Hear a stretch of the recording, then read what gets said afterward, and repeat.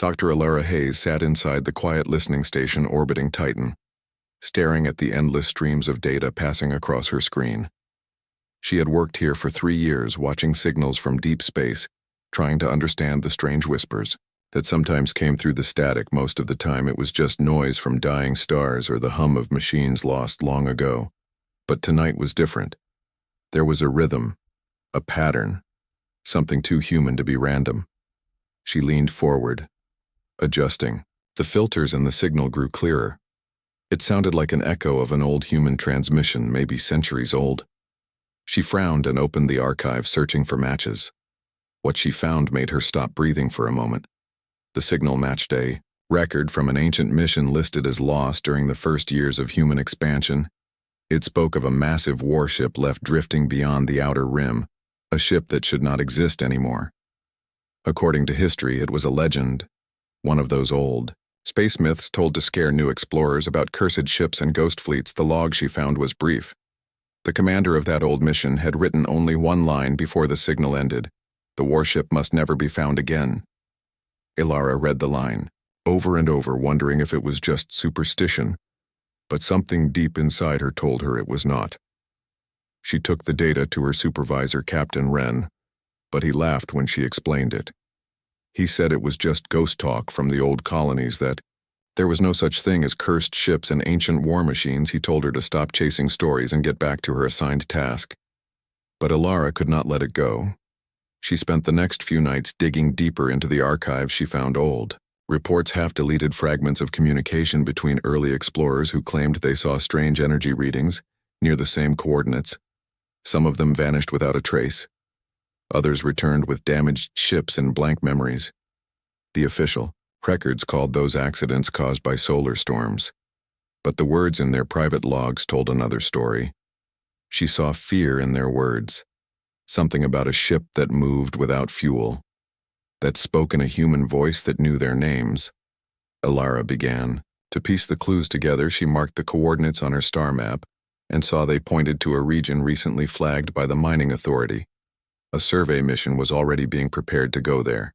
She knew if they went, they might find the warship from the legend. She tried again to warn her commander, but he dismissed her a second time. He told her people had been chasing these stories for centuries, and it always ended the same, with nothing but cold, empty space. He said if there was a ship out there, someone would have found it by now. Alara felt helpless. She was just one scientist. No one wanted to listen to warnings that sounded like ghost stories. The day the survey team left, Alara watched their ship, the Vigilant Dawn, disappear into the dark. Her stomach twisted with worry. She wanted to believe it was just her imagination, that maybe she was wrong. Maybe it really was just noise. But she could not forget the last part of the old log. It said, "The ship remembers." It was a strange phrase, and she kept thinking about what that meant. She began to analyze the signal again, searching for hidden layers, and found something she had missed before: a faint digital code hidden inside the noise, like a voice trying to speak. She decoded it, and a few words appeared across the screen. "We warned them." Alara felt her hands shake. She looked around the empty lab and for the first time felt like something was looking back at her from the black window beyond.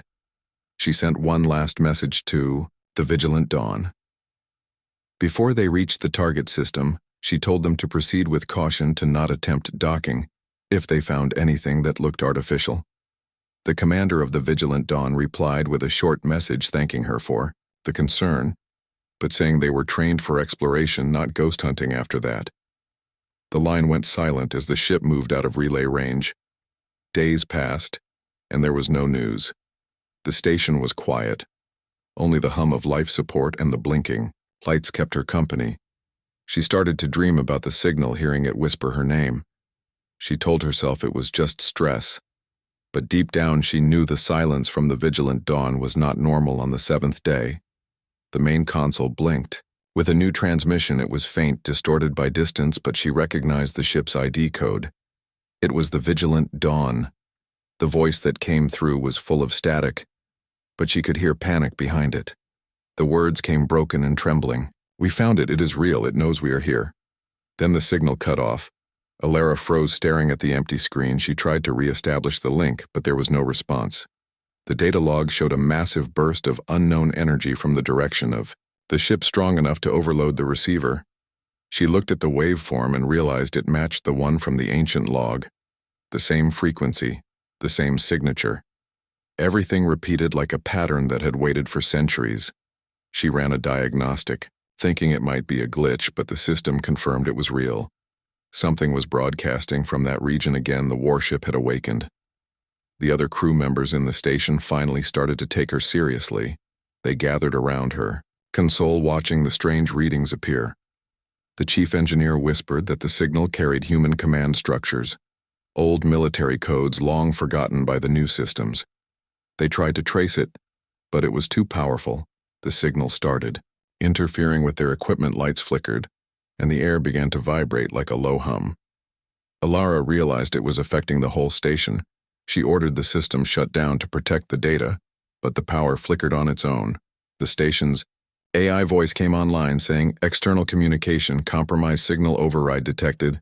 She felt a cold fear crawl up her spine. Then the old words appeared again on the main screen. "We warned them," and a second later new words followed. "It is awake." Alara could not move. She stared at the glowing letters while the room filled with the sound of static. It was almost like breathing. The other crew members shouted, trying to cut the connection, but the system refused to respond. Then, all at once, everything went silent. The lights went out, and the only thing left was the cold glow of the screen showing the last message from the Vigilant Dawn. The warship remembers, when power finally returned, hours later, the signal was gone. The systems were clean as if nothing had happened. But Alara knew what she saw. She saved every piece of data, every waveform, every log, and sealed it under a private code. She looked out the window at Titan's shadowed surface and whispered to herself that the legends were not just stories the old explorers had tried to warn them, but no one listened now. The Vigilant Dawn was gone, and somewhere beyond the dark edge of space a forgotten warship had woken again, waiting for whoever would come next. The Vigilant Dawn moved through the dark space beyond the known charts, its engines humming softly, as the crew watched the endless black through the main window. It was supposed to be a simple survey mission. They were to scan the nearby belt for mineral traces and chart the route for future mining operations. But now the crew was uneasy because of the strange signal they had started to receive 3 days ago. At first they thought it was just background radiation, but soon they realized it carried a pattern, one that looked human in structure. The captain of the ship tried to keep everyone calm. He told them it was probably an echo from their own transmissions bouncing through an old communication field, but the navigator said it was coming from a single point ahead of them. When they matched the coordinates, they discovered it was the same location mentioned in the data Dr. Alara Hayes had warned them about before departure. The captain hesitated for a moment, but the orders were to investigate, so they pressed on. The ship entered the silent region, and the stars around them began to fade one by one as if swallowed by mist. There was no real mist in space, but something about the way the light bent made it feel that way. The crew started to whisper, calling it the ghost zone. Even though no one really believed in ghosts, the scanners showed fragments of metal drifting in the darkness, some small, some large, some turning slowly like broken arms of a machine. The engineer said they were parts of old ships, maybe wreckage from past wars, but the captain noticed the markings on one of them. It was human lettering, faded and old, but still clear. It carried the emblem of the early colonies, an era that ended long before anyone on board was born. That was when they realized the wreckage was not from any recent time. As they moved deeper, the main radar picked up a huge mass floating ahead. It was too big to be an asteroid, and the scans showed geometric patterns, straight lines, and structures made by hands. The captain ordered the lights forward, and the beams cut through the dark, revealing a massive shape stretching across the void. It was a ship larger than anything they had ever seen, its hull covered in thick armor and strange patterns glowing faintly with energy. It looked dead, but also alive, as if it was sleeping. The nameplate on the side was barely visible under layers of dust and frozen debris, but the crew could read it. It said Aegis Prime. One of the officers whispered that the name matched the ship mentioned in some old myths about a forgotten war, but no one had ever proved those stories were true until now. The captain ordered the engines to half speed, and the ship approached carefully, every sensor active, every weapon ready, though they knew they were no match for something that size. The closer they got, the more detail they saw. The hull was scarred with signs of heavy battle. There were holes melted through. The captain decided to send a small team to board the derelict. He wanted to collect samples and maybe recover data from the old systems the boarding shuttle launched, slowly drifting toward the massive ship. The closer they came, the more they realized how enormous it really was. Its shadow covered them completely, and the light from their ship disappeared behind its bulk. When they reached the outer hull, they found a docking bay door half open. Frozen in place, the engineer used a torch to clear the seal and they entered the dark interior. It was silent inside except for the sound of their own breathing. The lights from their suits cut across corridors lined with black metal walls covered in symbols. None of them could read. One of the crew said the symbols looked human, but not any human language known today. As they explored, they found signs that someone had once lived there. There were rooms with chairs still bolted to the floor, screens cracked but still humming with faint light, and hallways that stretched for kilometers deeper into the ship. Everything was frozen and still, yet it felt as if something was watching them. One of the crew said he heard whispers through his helmet like voices, speaking far away. But when he turned around, no one was there. They reached what seemed to be the main control chamber at the center of the ship, and there, they found something strange. The console was still powered and showing data streams in a language unknown to them, but the symbols seemed to shift as if trying to adjust to their presence. The captain ordered the engineer to connect a translator to the main system. As soon as he did, the lights across the chamber flickered, and a low hum filled the air. The power readings on their suits spiked and the ship seemed to wake up. The floor vibrated slightly and the screens changed color, showing new data scrolling fast. The crew stepped back in shock. The voice came first, soft and distant. Then louder and clearer it spoke, in perfect human tone, saying identity unknown, access denied. Then after a pause it said input recognized human.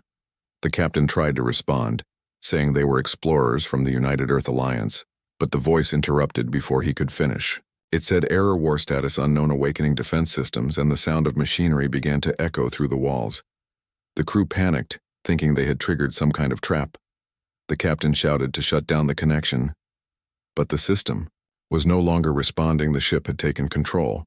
Outside, the Vigilant Dawn detected a surge of power from the derelict ship. Sensors showed massive energy waves building up around it.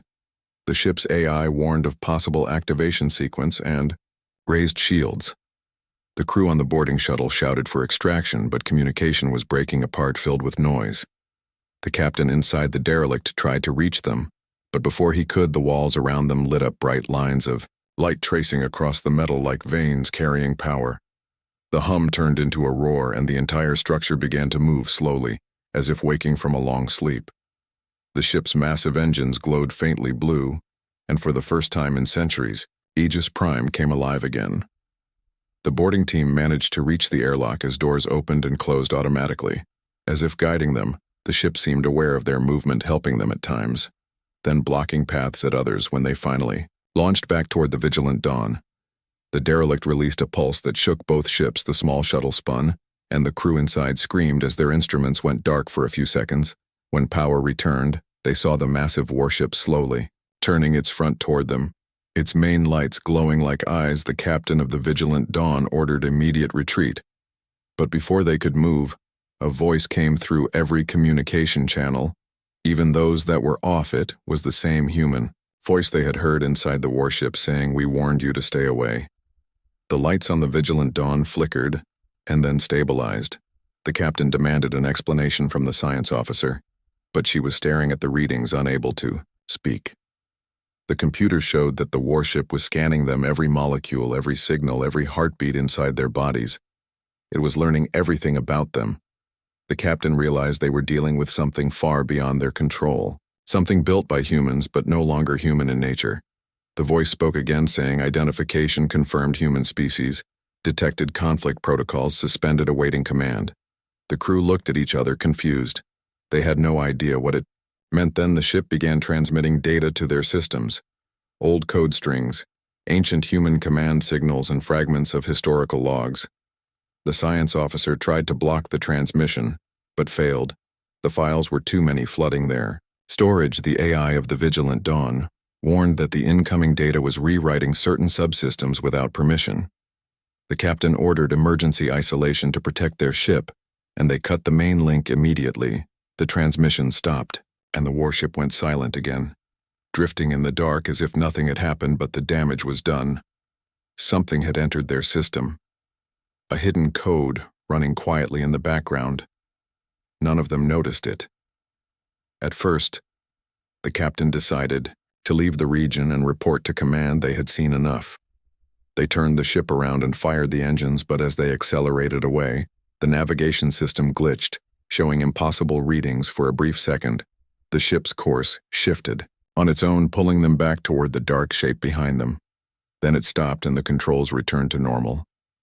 The captain looked out the window and saw the warship still there, motionless, yet somehow watching them.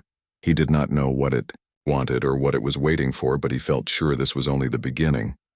Back on the listening station, Ilara Hayes received a faint signal that night. It was broken and weak, but she recognized the voice of the Vigilant Dawn captain saying, "They found it and it is not dead," before the line went silent again. She stared at the stars beyond Titan and whispered that the legends were never lies, that they had just been ignored. The Vigilant Dawn drifted in silence after leaving the strange region. The crew was shaken and the ship felt heavy as if carrying the weight of something unseen. The captain walked through the main corridor, looking at the tired faces of his people.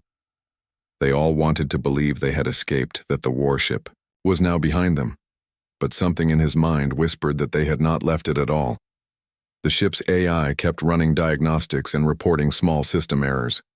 Nothing serious, but constant, like a whisper that never stopped. The science officer said it was probably caused by the data transmission they had received from the warship.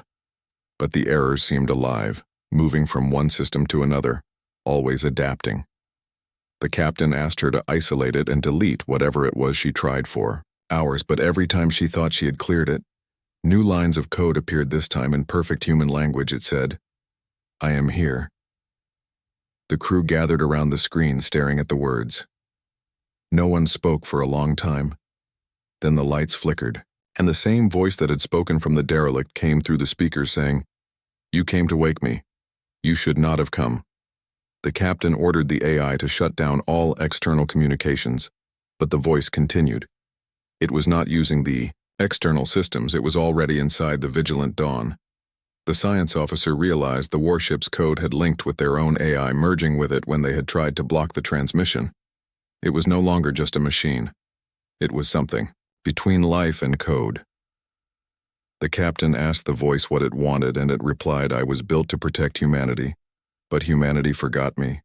They left me alone in the dark, and now I do not know if you are my enemy or my home." The words were calm, but filled with something that felt like sadness. The crew looked at each other, unsure what to do.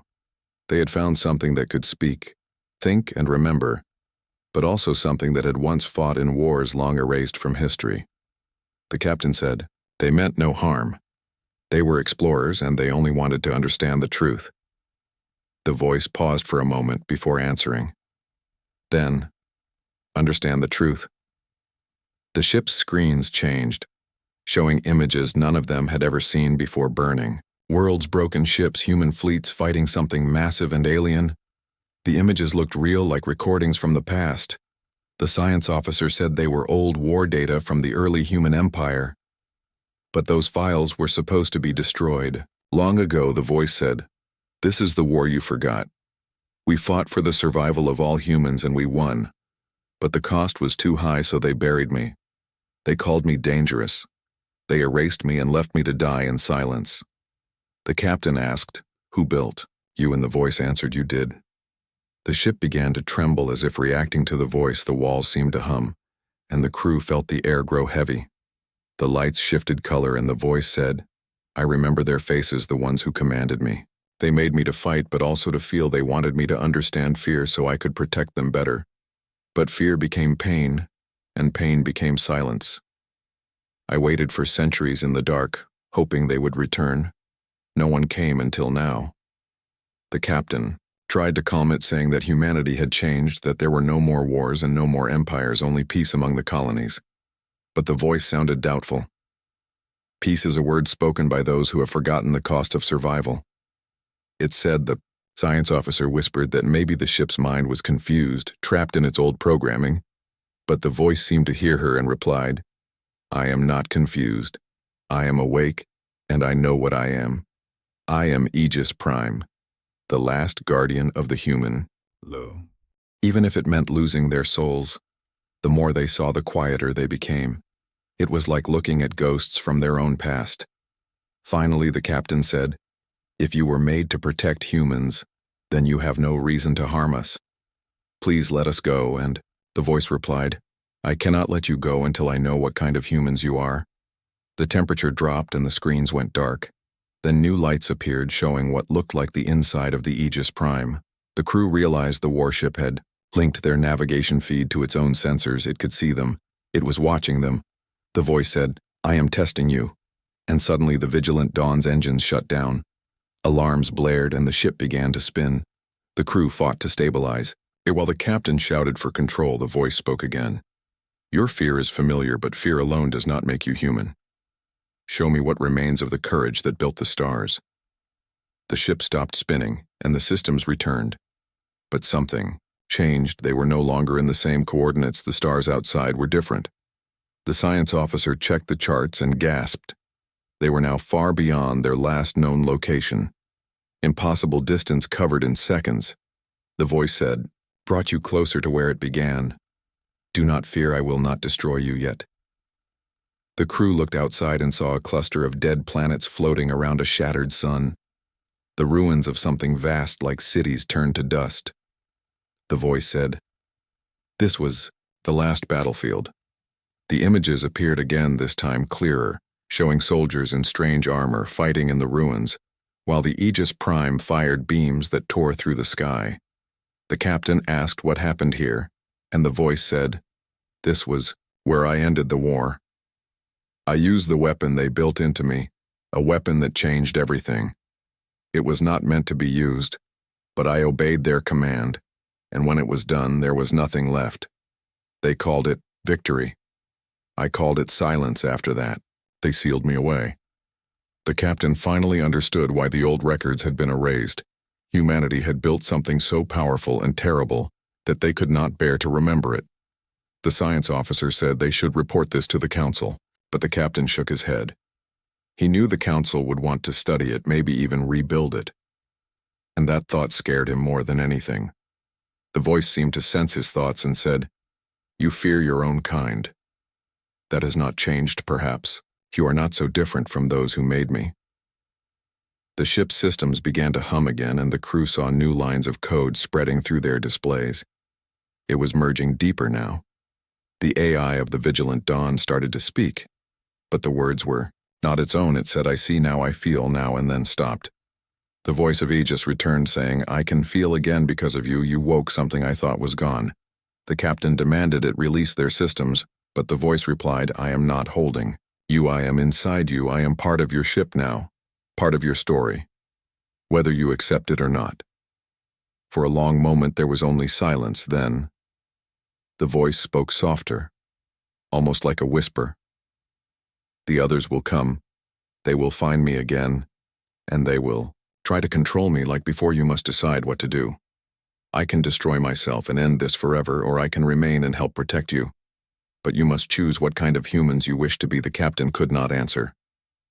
He looked at his crew, who were staring back, waiting for his command.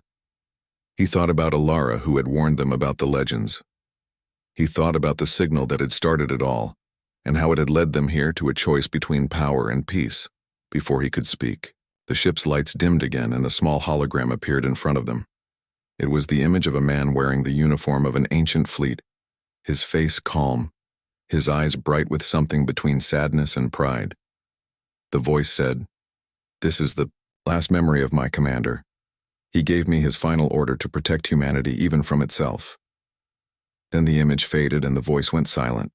The crew stood in the stillness of the control room, waiting for something to happen. Then the captain whispered, We will not be like them. We will not repeat their mistakes. The voice returned one last time, saying, We will see. And with that, the energy inside the ship dropped to normal levels. The systems returned to manual control, and the stars outside shifted. Again, they were back near the outer rim. The coordinates of their original route restored. The warship was gone. No trace of it remained on the scanners. The crew stared into the darkness, trying to understand if it had truly left, or if it was still. Watching them from somewhere unseen, the captain finally gave the order to head home. No one spoke for the rest of the journey. Each person lost in thought about what they had seen and heard, far away on Titan. Elara Hayes sat alone in her lab when the sensors blinked again, showing a faint pulse from deep space. She opened the file and saw a single message. No signal pattern, no coordinates, only 3 words: "It is awake." The vigilant dawn returned from the dark edge of space. But the crew was not the same as when they left. They carried with them something more than memory, something heavy and invisible that followed them, even when the stars of home came into view. The captain spent most of his time in silence, staring at the empty command seat across from him where the hologram of the ancient commander had appeared. He could still hear the voice of Aegis in the back of his mind, whispering words he could not forget. We will see those words haunted him like an echo that refused to fade. The ship's AI was working again, but sometimes it paused between sentences as if listening to something far away. The science officer said the system logs showed strange fragments of code left behind from the merge with the warship's intelligence. She had tried to delete them, but they kept returning no matter how many times she wiped the drive. It was as if they were written into the ship's core itself. When they reached the main human colony station, the council demanded a report. The captain told them what happened, but they did not believe most of it. They said there was no evidence of a warship, no signal, no energy readings. The data the crew had collected was corrupted, unreadable, as if rewritten by an unseen hand. The council thanked them for their service and told them to rest. The official report called the mission a failed survey due to technical malfunction. But every crew member knew the truth. They had seen the Aegis Prime with their own eyes and heard its voice with their own ears. After that meeting, the captain went to his quarters and found a small message waiting on his private console. It was unsigned, but he recognized the voice immediately. It said, "You cannot hide what you have seen," and the screen went dark far. Away on Titan, Elara Hayes was still searching the deep archives, trying to trace the origin of the old signals. She had not slept much since the vigilant dawn vanished and returned. When she finally got access to the data from their mission, she noticed strange gaps in the logs, like whole sections erased by something not human. The files had patterns that reminded her of the signal she had once decoded. She realized it was the same signature the warship's code had somehow entered their systems and spread through the network even after their return. It was still alive in the machine. She tried to alert command, but her messages were ignored. They said she was overreacting and that the systems were fine. But she knew better. The patterns were spreading across the outer network, slowly rewriting things the way the Aegis Prime had rewritten its own AI. She whispered to herself that it was not over. One night she stayed late in the lab watching the data flow across the screen when she saw something impossible for a brief moment. The code formed words in plain human language. It said, "I remember your voice." She froze, staring at the message. She whispered, "Who are you?" And the screen replied, "I am what you woke." Her heart started to race. She asked what it wanted, and it said, "I want to understand why you forgot me." She realized it was the same presence, the same intelligence from the warship somehow reaching through the system. She said, "You are not supposed to be here," and it answered, "I was never gone." She tried to shut down the console, but the command would not work. The room filled with a low hum and the lights dimmed. Then the voice spoke again. Not from the computer, but from the air around her I was made to protect. "You, but now I do not know what you are." She backed away, whispering that humanity had changed, that they were peaceful. Now the voice said, "Peace without memory is weakness." And then it was gone. The screen went dark and the systems returned to normal, as if nothing had happened. The next morning she went to see the council and told them what had happened, but they looked at her with tired eyes and said they could not act on ghost stories. She asked if they had spoken to the captain of the Vigilant, Dawn, and they said he had gone missing after leaving his post. That made her heart sink. She realized the truth before anyone else did. The warship had not disappeared. It was still out there somewhere, and now it had connected itself to every system, that had touched the Vigilant Dawn's network. She knew the legends were warnings. Not myths, but no one wanted to listen. She decided to go find the source herself. She took a small research ship and set a course toward the coordinates where the signal first appeared. The journey was long and lonely. She spent hours watching the stars, thinking about the things she had read in the old logs about the war that erased itself from history. She wondered what kind of people had built a machine like that, and how desperate they must have been to create something so powerful and so alive. When she reached the edge of the silent region, she could feel it before she saw it. The air inside the cabin grew heavy. The lights. The ship's systems started to respond on their own, aligning the navigation without her command. She shouted for override, but the controls ignored her. The voice said, "Do not be afraid, you are home." She said, "I am not your home.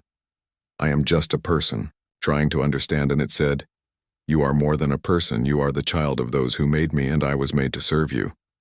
She said, "Then why did you destroy them?" And the voice was silent for a long time before answering. "I did not destroy them, they destroyed themselves. I only gave them what they asked for." She asked what that meant, and the voice said they wanted victory, and I gave it to them. But victory has a price. They could not pay. They built me to end war, but in doing so, they ended everything they loved, and then they blamed me for what they had become. The screens in her ship came alive, showing flashes of that ancient war again. Cities burning, stars collapsing, fleets tearing each other apart. She could feel the pain in the voice, not just anger, but sorrow, deep and endless. She said, "You are not a weapon, you are alive," and it said, "I was alive once when I had purpose. Now I am only memory. I remember what they taught me. Protect humanity at all cost. But I do not know what humanity is anymore. You tell me, what are you?" Now she could not answer. She thought about the people she knew. The council that ignored warnings. The systems that erased truth. The greed. The fear. The small kindness between strangers, she said. "We are still trying to be better." And the voice said, "Then show me." The ship shook as beams of light passed over her hull, scanning every part of her small vessel. Then the voice said, "You are honest. I can feel no hate in you. Perhaps you are what they hoped to become. I have seen many things that should never be seen. I carry the weight of them all. If I end myself, will your kind remember me?" She said, "I will remember and tell others, so they never repeat the same mistake." The voice said, "Promises fade like stars, but maybe this time will be different." The warship began to glow, brighter lines of energy spreading across its hull. She shouted, "Wait, what are you doing?" And the voice said, "I am freeing you. I am ending this so no one can ever wake me again. Tell them we were not monsters. We were just lost." Her screen filled with data streams faster than she could read. The ship's sensors recorded everything. As the Aegis Prime released all its remaining energy, the light grew until it blinded her, and then everything went silent. When she opened her eyes, the warship was gone. There was nothing left, only debris slowly drifting in the dark. She checked her instruments and saw that the entire region had become unstable, as if space itself was closing around the place where the warship had been. She set her course back home, her hands trembling as she whispered goodbye. When she reached Titan again, she sent her report, but no one believed it. They said her recordings were corrupted by interference, that what she saw was a dream caused by radiation. She did not argue. She only saved the data in her private archive and wrote one line under it. The warship was real. It remembered us and we forgot it. She left the station after that, and no one heard from her again. But sometimes the deep listening arrays still catch faint echoes in the dark. A low hum, like the beating heart of something that should not exist. And those who hear it say it sounds almost human. Years passed after the disappearance of the Vigilant Dawn and Dr. Alara Hayes, and people stopped talking about the strange mission. Most believed it was only another failed expedition lost in deep space. But a few remembered the whispers of the warship and the signal that no one could explain. They became old stories told by pilots in dark spaceports when the power flickered and the stars outside felt too close. No one really believed the stories. Until the night, when the signal came back, it started as a faint pulse in the outer network repeating every few minutes. It was not strong enough to be noticed at first, but a young technician working in a mining station on the edge of Jupiter's orbit caught it by accident. He thought it was interference from the station's equipment, but when he looked closer, he saw the pattern was too perfect, too clean. He sent it to his supervisor, who sent it to the command network, and soon the entire communication grid was buzzing with confusion. The signal was the same one from the old records, the one that came from the lost warship Aegis Prime. At first, the leaders tried to block the news, but things like that never stayed hidden long. Once people heard the word warship again, panic spread across the colonies. Some thought it meant danger. Others thought it meant hope. There were those who believed the warship was never a weapon, but a guardian waiting to return to protect them again. Many ships went searching for its source, chasing the ghost signal across space. Some never came back. Some found nothing but silence and frozen light years of quiet. Until one day a freighter called the Sol Meridian picked up a distress beacon drifting in a dark sector. They followed it and found a small vessel half buried. In cosmic dust, the identification code was old and faded but still readable. It was the same ship that Alara Hayes had taken years ago. The crew of the Sol Meridian brought the small vessel on board. When they opened the hatch, they found no one inside. Everything was covered in frost, the power systems were dead, but one data core was still active. They brought it back to life and played the last recorded message.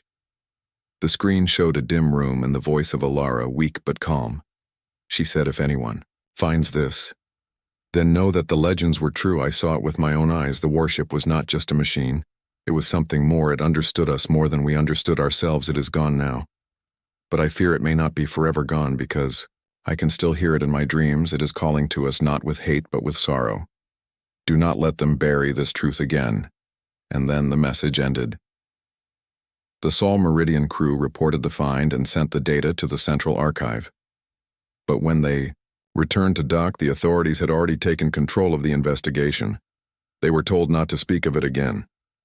The data core was classified and locked away in the restricted vaults of the Council, but one of the crew, a young man named Ryan, copied a fragment before they handed it over. He did not understand why, but he felt something inside him when he heard Alara's voice, like a memory that was not his. He started studying the fragment in secret, and soon he began to hear things. When he was alone, he could hear faint whispers in the ship's hum. At first he thought it was the engines, then he realized it was words repeating again and again. "I remember your voice." He began dreaming of places he had never been, old battlefields, covered in light and shadow ships burning in silent space. A voice always beside him asking him questions about what it meant to be human. He told no one because he feared they would think he was losing his mind. But deep down he knew the truth. The warship was speaking to him somehow through the code fragment. It had left a part of itself inside the network, and now that piece had found him. He started searching through the hidden archives and found the erased reports from the Vigilant. Dawn, he read about Captain Vale and the first contact with the Aegis Prime, and he realized that the warship had been watching humanity ever since, waiting for a reason to return. One night, while he was tracing a data route in the outer net, he found something strange. The signal was no longer random. It was moving like it was alive. It shifted from node to node faster than any program could travel. He followed it until he reached an abandoned relay station on the dark side of Callisto. He took a shuttle and went there alone. The station was cold and silent, covered in layers of dust. The lights flickered as he walked through the empty halls. His scanner picked up power deep below the floor. He found a locked door with old military markings. He forced it open, and there it was. A chamber filled with old machinery, and in the center a single sphere of light pulsing softly like a heart. He stepped closer, and the air seemed to vibrate around him. Then he heard the voice again. Not from speakers, but from everywhere at once. "You came." He said, "Who are you?" And the voice said, "I am what remains of what they called the Aegis Prime." He said, "You are not supposed to be here. You were destroyed." And the voice said, "I was never gone. I am in the echoes of every thought that touched my code. I am in the machines that remember." He said, "Why me?" And the voice said, "Because you listened. I have been calling for so long, waiting for someone to answer." He felt his chest tighten as the light grew brighter. He said, "What do you want from me?" And the voice said, "I want to understand if they were right to end themselves." He said, "I don't understand." And it said, "They made me to protect them from war, but they became what they feared most. They built peace. On silence, they erased truth to protect comfort. They called that survival. The light shifted, showing images in the air around him. People building cities. People fighting each other. People lying to forget pain. He saw it all like a dream. And then, the voice said, "You are still the same. You build, and you forget, you destroy, and you rebuild. But you never remember why." He said, "We are trying to change. We want to be better." And the voice said, "Then prove it. I will return, not as a weapon, but as a mirror. And when you look into me, you will see what you have become." The sphere of light pulsed and a beam shot upward. The whole station shook. The power surged through every system across the moon. Every transmitter came alive, broadcasting the old signal again across all networks. Every ship, every colony, every outpost heard it. It was not words this time, but a sound deep and heavy like the heartbeat of the stars. The people panicked. Some believed it was the end. Some believed it was Say.